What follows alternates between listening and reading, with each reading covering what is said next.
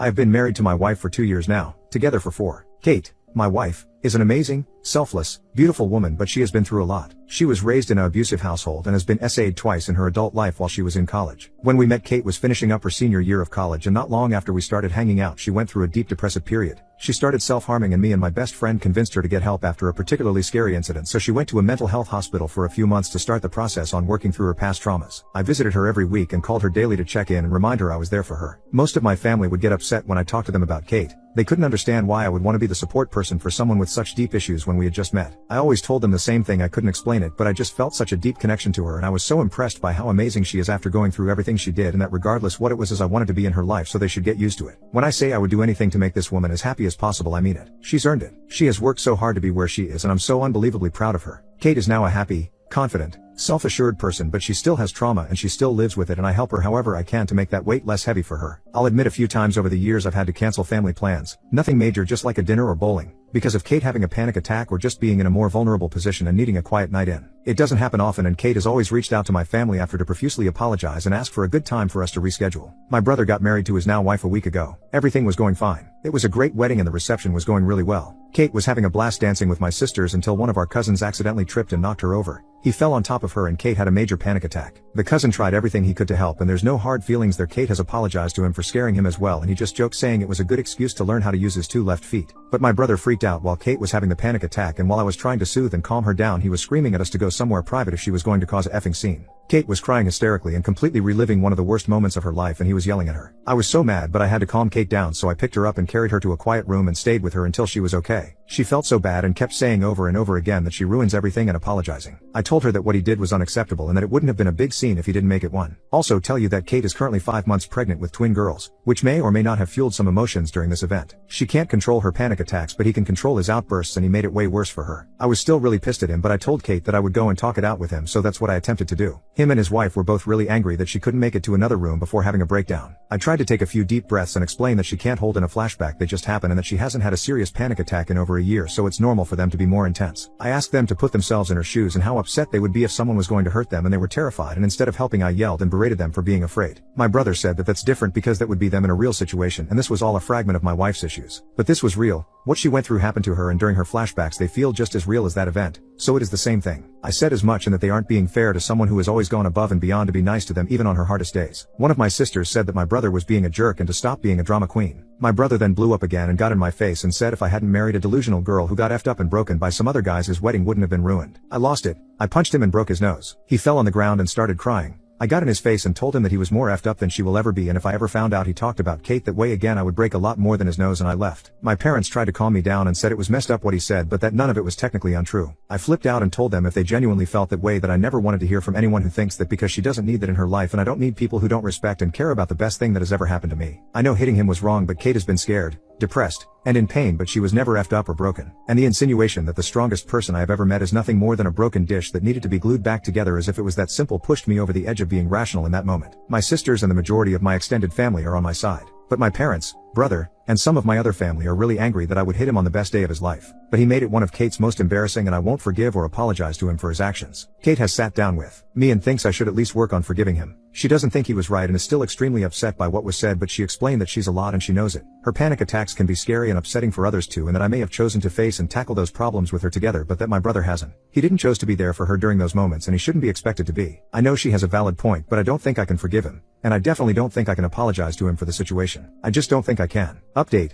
I have written a letter. Kate told me handwriting things out can help process. To my brother, his wife, and my parents. The gist of the letters is explaining how I felt about the situation and about Kate. I did apologize for acting out in physically violent manner, but not for the emotions that were behind the punch, just the act of actually throwing it. I told them that I love them, but I love Kate more and to be in our lives, that she needed a sincere apology and effort on their part to be understanding of her traumas and struggles, and I offered them to come to a group therapy session with us, completely paid for by us. I don't think they have to help her carry her trauma the way I can, but I do expect them to at the very least understand and be empathetic. But until they agree to actually show effort toward accepting and loving every part of her, I'm not interested in mending anything. My sisters are all pissed and not talking to them either, and they're being huge supports for Kate right now, and I love them so much for it. What my family shows us to do is now on them, and while I'm still upset regardless of the outcome, I still have the love of my life and I'm at peace with that. We will both be talking to our therapist individually and together to help best address the feelings involved in this situation for both of us.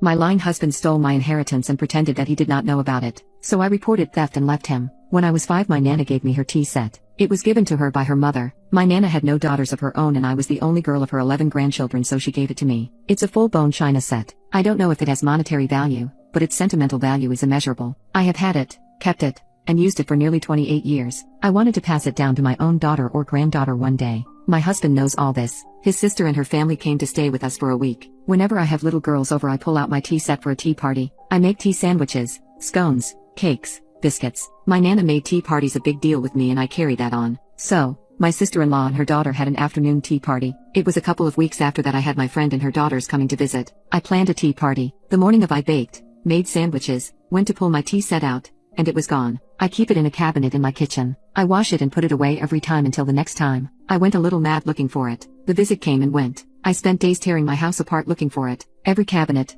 drawer, cupboard, and the whole house was turned inside out. My husband even helped me. He was insistent that it couldn't have grown feet and walked away on its own. That's what gets to me. He knew damn well where it was, but he pretended that I had misplaced it. He knew how upset I was and tried to comfort me with promises to buy me a new set. As though a new set could replace my Nana's. I've been looking at the value of tea sets. Let's say the teapot alone is worth over $100,000. As some are. There are some that sell for millions. If the teapot on its own is $100,000, what would a complete set in good condition be worth? For me, my entire set is priceless, whether it's valued at $10 or $100,000. It's irreplaceable. A few weeks later he came home with a cheap, thin-looking set that he bought at Walmart or something. I threw it in the bin. Call me ungrateful if you want. I don't care. I was ungrateful. Something you treasure, something of great sentimental value given to you by your long-dead Nana cannot be replaced no matter how much, or little in this case, the replacement cost. Then I heard my husband on the phone. I heard him say that when we visit, to put it away and tell Melly not to mention it because I'm still upset about it. He didn't say the words tea set, but I knew that's what he was talking about. I walked in while he was still on the phone and called him a thief. He was like a deer in headlights. He quickly hung up and tried to explain. I wouldn't hear it. I told him to get it back. His sister called me and I called her a thief. I told her to return it in the same condition she took it or I would be calling the police. Then I hung up on her. My husband tried reasoning with me. He told me his niece loved it so much and that kind of thing really is for little girls. He said he was going to talk to me about leaving it to her anyway, so where is the harm that she has it now? He said I was too old to be playing around with kids' toys and I really should grow up. He said I was immature and it meant nothing. What he meant is that it means nothing to him, so I should forget it. The next day I not only went to the police to report the theft, I also called my brother who lives in the same city as my husband's sister. My brother went around and got my tea set. My husband was livid and spent a couple of days calling me a lot of derogatory names. His tune changed when he came home to find me packing my stuff. He stole from me, pretended he didn't know anything about it, insulted me, and tried to gaslight me. Now he's saying how sorry he is, and that we can work this out. I don't think we can. I look at him and see someone who steals from me, lies to me, makes me feel small, someone untrustworthy who doesn't care about me. While packing, I have noticed other things missing, small things in terms of their significance to me. For example, a bracelet my brother and sister-in-law bought me a year or so ago. The last I wore it was a couple of months ago, but I've not seen it while packing my things. 2 of my brothers will be here tomorrow to help me move. I'm taking everything that means anything to me because I don't think I'll see any of it again if I leave it all with him. We can fight it out in court about the rest. I've been told that I'm an asshole to leave him over a tea set. But it's not just a tea set. It's my Nana's history. It's my history. It's years of happy memories with her, with my mother and other female relatives, and friends. He stole all that from me when he gave it away.